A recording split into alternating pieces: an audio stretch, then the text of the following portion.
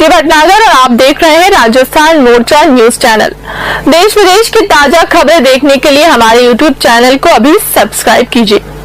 हमारे राजस्थान मोर्चा news channel में पत्रकार बनकर आप पा सकते हैं 5 से 25 हजार रूपए महीना फिक्स सैलरी। तो फिर देर किस बात की, उठाएं अपना फोन और मिलाएं हमारा नंबर 9602515888। महाकुंभ के मेला क्षेत्र में जो मंजर बुधवार को देखा गया उसने सभी को सदमे में डाल दिया। मौनी अमावस्या का अमृत स्नान करने के लिए देर रात संगमनोज पर इतनी भीड़ इकट्ठा हो गई कि भगदड़ मच गई। इस हादसे में 30 लोगों की मौत हो गई जबकि कई घायल हैं। ऐसा नहीं है कि प्रशासन को श्रद्धालुओं की संख्या का अंदाजा नहीं था, लेकिन फिर ऐसा क्या हुआ कि इतनी सतर्कता के बावजूद सारी तैयारियां धरी की धरी रह गई और इतना बड़ा हादसा हो गया। ऐसे में सवाल उठता है कि भगदड़ की आखिर कारण क्या रही।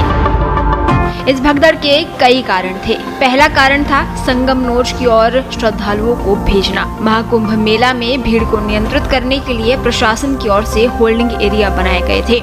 शायद मेला प्रशासन ने इन सभी होल्डिंग एरिया का इस्तेमाल नहीं किया। जब भारी संख्या में श्रद्धालु कुंभ मेला पहुंच रहे थे तो कहीं भी वो बैठ जा रहे थे, क्योंकि रात में तो स्नान करना नहीं था। जब श्रद्धालु अलग अलग जत्थों में बैठे हुए थे तो उन्हें रात 8 बजे के बाद ही संगम की ओर भेजना शुरू कर दिया गया। ऐसे में संगम पर रात 9 बजे से ही भारी भीड़ उमड़ी और फिर भगदड़ जैसी स्थिति बन गई। इसके अलावा एक कारण ये भी रहा कि प्रशासन का जो 1 वे प्लान था वो काम नहीं कर पाया। प्रशासन ने महाकुंभ के हर स्नान के लिए 1 वे प्लान बनाया था। इसके मुताबिक श्रद्धालु काली सड़क से त्रिवेणी बांध पार कर संगम अपर रास्ते से होते हुए संगमनोज तक जाएंगे और फिर अक्षयवट रास्ते से होते हुए त्रिवेणी मार्ग से बाहर निकल जाएंगे। प्रशासन के इस 1 वे प्लान ने काम नहीं किया। श्रद्धालुओं की भीड़ संगम अपर मार्ग पर छाई रही। अक्षयवट रास्ते पर बहुत कम लोग गए। इस भगदड़ के पीछे की ये एक बड़ी वजह रही, क्योंकि लोग एक ही रास्ते से आने जाने की कोशिश करते थे।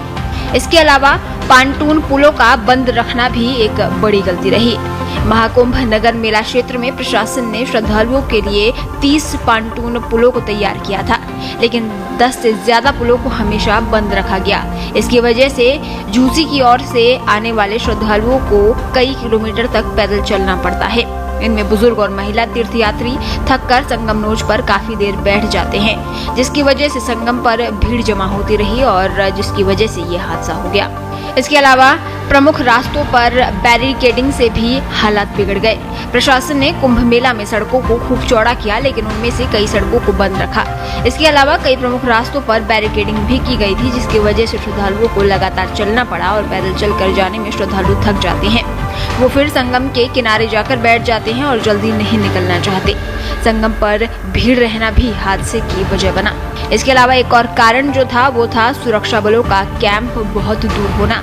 महाकुंभ के सेक्टर 10 में CISF का कैंप था।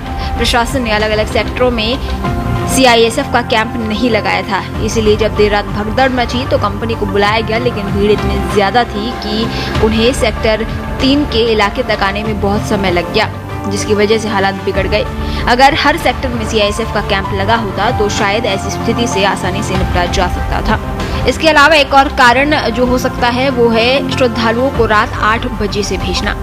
मौनी अमावस्या के स्नान के लिए देश दुनिया से श्रद्धालु महाकुंभ पहुंचते हैं, इसीलिए दूर दूर से आने वाले श्रद्धालु ब्रह्म मुहूर्त में नहाने के लिए संगम तट के निकट जल्दी पहुंच जाते हैं और फिर वहीं सो जाते हैं। इससे जगह की कमी हो जाती है।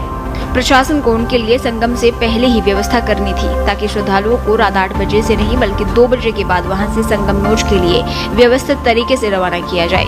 ऐसी स्थिति में वो स्नान कर आराम से महाकुंभ मेले से निकल जाते। अगर ये कुछ गलतियां ना हुई होती तो शायद इस हादसे को होने से रोका जा सकता था। हालांकि इस हादसे के बाद प्रशासन ने महाकुंभ को लेकर कई बदलाव किए हैं। इनमें मेला क्षेत्र को पूरी तरह नो व्हीकल जोन, VVIP पास कैंसिल करना, 1 वे रूट का सख्ती से पालन कराना, पड़ोसी जिलों से आ रही वाहनों को बॉर्डर पर ही रोकना और कारों को पूरी तरह बैन कर दिया गया है।